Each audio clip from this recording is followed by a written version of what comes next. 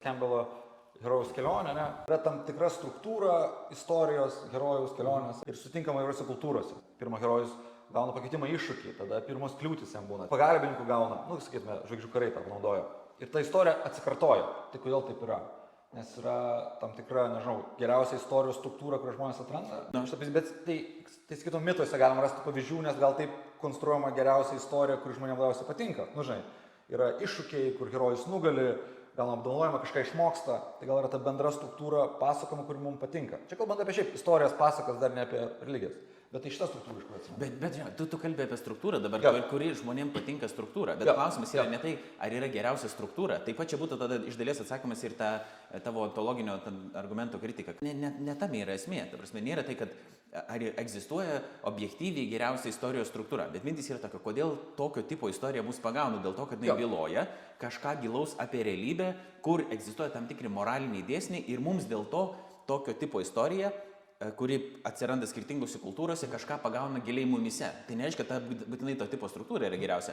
Nes kitu atveju, kodėl mes, kodėl nėra taip, kad universaliai geriausia ta istorija, kuri, žmonės labiausiai pagautų, yra to, kuris tenais žudo, prievartauja, ta prasme, ir taip toliau. Jeigu kažkam tokia istorija labiausiai patinka ir imponuoja, ir jisai tokią istoriją vadovaudamasis savo gyvenimą gyvena, mes sakom, kad kažkas su juo negerai yra. Mes nesakom, kad jo viskas yra tvarkoje. Vieniems patinka herojinės tokios istorijos, kurie ten žmonės aukojasi dėl kitų, įveikia iššūkius ir taip toliau, kitiems patinka ten prievartauti ir viskas yra gerai. Ta istorija yra gera ir ana istorija yra gera.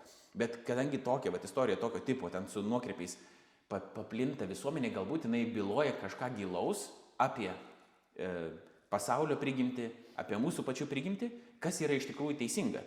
Ir dėl to ta istorija kažką tokio atliepia ir dėl to jinai kyla iš tiesos tuo požiūriu. Nes aš tada, jeigu tu taip galvotum, jeigu tik čia yra argumentas, tai visų pirma, man atrodo, kad yra nesunku atremti, nes čia yra kategorijos klaida, o jeigu tu taip galvoji apie religijas irgi, taip, ne, kad, tai žiūrėk, jeigu žmonės vieni susigalvoja vieną kažkokią panašią, kiti kitą susigalvoja panašią, taigi bet žmonės gali susigalvoti visokių dalykų.